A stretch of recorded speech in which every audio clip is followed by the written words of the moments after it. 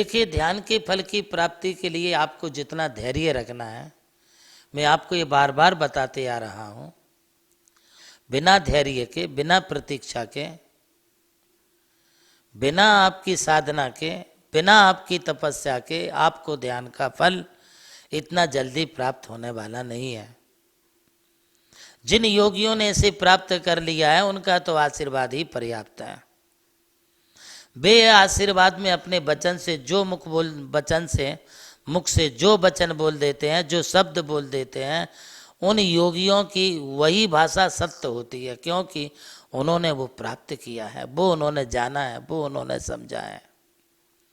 एक और बात मैं आपको इस ध्यान के संदर्भ में कहना चाहूँगा कि ध्यान आप कोई सा भी करो, किंतु आशा मत रखो। आशा पास महादुखदानी। ये जो आशा लेकर के ध्यान के फल की कुछ हमारे लिए उपलब्धि हो जाए, मैं साधना में बैठ रहा हूँ, मुझे साधना से ऐसा हो जाए, वैसा हो जाए, हमारा जैन दर्शन इन सब बातों को मानता ही नहीं है। पहली बात तो ये है, यदि तुम कोई लोकाकांक्षा लेकर के, मन में कोई आशा लेके, लोभ लालच लेकर के, मन में कोई आप अपनी इच्छाएं रख करके यदि आप ध्यान करते हैं, इसका मतलब है कि आपका तो बगुला ध्यान हो गया। आपको बगुला ध्यान तो करना नहीं है। जैसे बगुला एक पांव से खड़ा रह करके तालाब पर नजर डालता है सिर्फ इसलिए कि उसे मछली दिख जाए। अब आप सोचिए कितनी देर से खड़ा है, किंतु किसके लिए खड़ा है? मछली पकड़ने के लिए खड़ा है। आज आप लोग दुकान में बैठते हैं, आप भी बड़ी एकाग्रता से बैठे रहते हैं, आपका मन अंदर से ये कहता है कोई ग्राहक आ जाए, कोई ग्राहक आ जाए, ये इच्छा है तुम्हारी। आप बताइए मुझे, आप सुबह से लेकर के इतनी देर तक, कभी कभी आप 10, 11, 12 बज जाते, तुम्हारी बोनी नहीं होती, भवानी नहीं होती, कोई भी आपका प्रथम अभी तक कस्टमर नहीं आया, आपके मन में दुख पुख लगी रहती। आप उस समय भी कभी कभी लोग माला ले लेते कि चलो कोई तो आ जाए, माल खरीदने के लिए कोई तो आ जाए, इसलिए आप माला लेकर के बैठ जाते हैं। ये आकांक्षा है भैया, ये आपके मन में एक आशा लगी हुई है। और यही यदि आप धर्म ध्यान करते समय भी, यदि आप परमात्मा ध्यान करते समय, गुरु का ध्यान करते समय, तीर्थ का ध्यान करते समय, द्वादशांग स्वरूप जिन वाणी का ध्यान करते समय यदि आप ये आकांक्षा रखेंगे, तो आपको ध्यान की उपलब्धि, ध्यान का फल कैसे प्राप्त होगा? मैंने इतिहास में पढ़ा है कि कुंदाचार्य ने पौनोरमली के नीलगिरी पर्वत पर विदेह क्षेत्र के सिमंदर भगवान का ध्यान किया, तो उन्हें देवता उठा करके विदेह क्षेत्र तक ले जा करके भगवान सिमंदर का दर्शन कराए। वहाँ से वापस ला करके उन्होंने नीलगिरी पर्वत पर उनके लिए छोड़ दिया। ये ध्यान की उपलब्धि है, ये ध्यान का फल है। आपके मन में वो चीज आनी तो चाहिए सही। यदि आप लौकिक फल की इच्छा से कोई ध्यान करते हैं तो मैं उसे योग्य नहीं समझता हूं। आप ध्यान के लिए भी संतोष धारण करें, जैसे धैर्य धारण करना है, अर्थात आपके लिए बिल्कुल भी घबराहट नहीं करना कि इतने दिन हो गए, इतने वर्षों से मैं ये ध्यान की साधना कर रहा हूँ, मुझे अभी तक कुछ नहीं हुआ। जैसे आपको ये नहीं सोचना है, उसी प्रकार से आपको यह भी नहीं सोचना है कि मुझे जो है अभी तुरंत मैंने ध्यान लगाया, मेरे ध्यान से मुझे कुछ ना कुछ फल मिलेगा।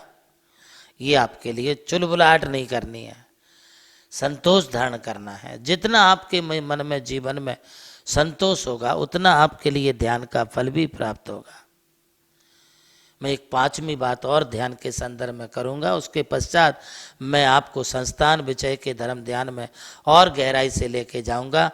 वो बात है तत्व दर्शन। आप तत्व दर्शन के लिए अभ्यास करिए। जितनी गहराई के साथ आपके लिए जैन नॉलेज होगा, जितना आपका स्वाध्याय होगा, जितना तल स्पर्शी आपके आगम का ज्ञान होगा, उतना आपके लिए ध्यान होगा। निश्चित रूप से नारायण ध्यान सिद्धि, ज्ञान से ही ध्यान की सिद्धि होगी।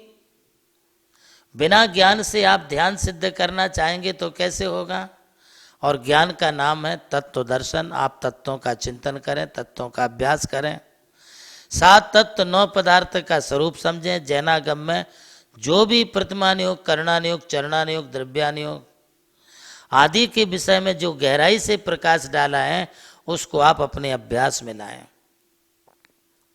ये तो बात हो गई आपके लिए ध्यान के लिए। एक छठवीं और आखिरी बात मैं कहूँ, आप जिस जगह पर बैठे हैं, जिस जगह पर आप रहते हैं, उसका भी आप त्याग कर दो। ये विकल्प छोड़ दो कि मैं मंदिर में बैठा हूँ ध्यान के लिए या शिखर जी में बैठा हूँ। प्रभु श्री राम की जन्मभूमि अयोध्या रही और मोक्ष भूमि मांगी तुंगी।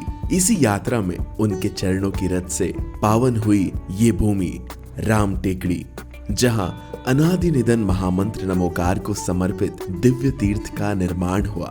नमोकार तीर्थ जो स्थित है नासिक जिले की चांदवड़ तहसील के ग्राम मालसाने में, परम पूज्य गणाधिपति गणधराचार्य श्री कुंतु सागर जी महाराज के उत्तराधिकारी शिष्य परम पूज्य सारस्वताचार्य देवनंदी जी महाराज ने कई तीर्थों के जीर्णोद्धार के पश्चात एक ऐसे तीर्थ की परिकल्पना की कि जहां के दर्शन मात्र से ही जैन धर्म का ज्ञान हो सके, जिसके विशाल प्रांगण में प्रवेश करते ही दर्शन होते हैं विश्व के सबसे ऊंचे समोशरण के 108 फीट ऊंचा यह समोशरण बोलता हुआ समोशरण होगा जो आधुनिक टेक्नोलॉजी पर आधारित होगा। इसकी परिक्रमा आप मिनी ट्रेन और नौका विहार के माध्यम से भी कर सकेंगे। समोशरण में भूतल पर कलिकुंड पार्श्वनाथ भगवान और पद्मावती माता के 24 स्वरूप विराजमान है। प्रथम तल पर चंद्रप्रभु भगवान की 32 फीट ऊंची अति मनोहर पद्मासन प्रतिमा विराजमान है। विश्व के सबसे ऊंचे पंच परमेष्टि के 51 और 31 फीट की प्रतिमाएं भी यहाँ पर स्थित हैं।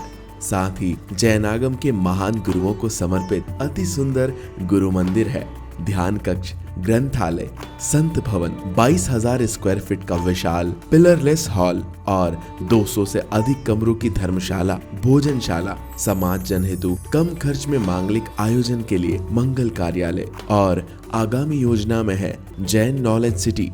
और इस भूमि पर आकर आपको अनुभव होगा नमोकार केवल एक तीर्थ नहीं, एक दिव्य अनुभूति है। वो अनुभूति आपकी भी प्रतीक्षा में है।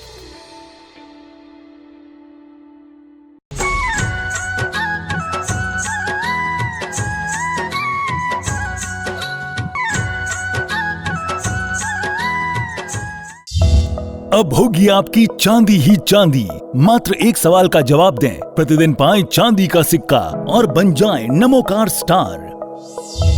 पारस चैनल और नमोकार तीर्थ लेकर आ रहे हैं अनूठी ऑनलाइन प्रतियोगिता नमोकार स्टार।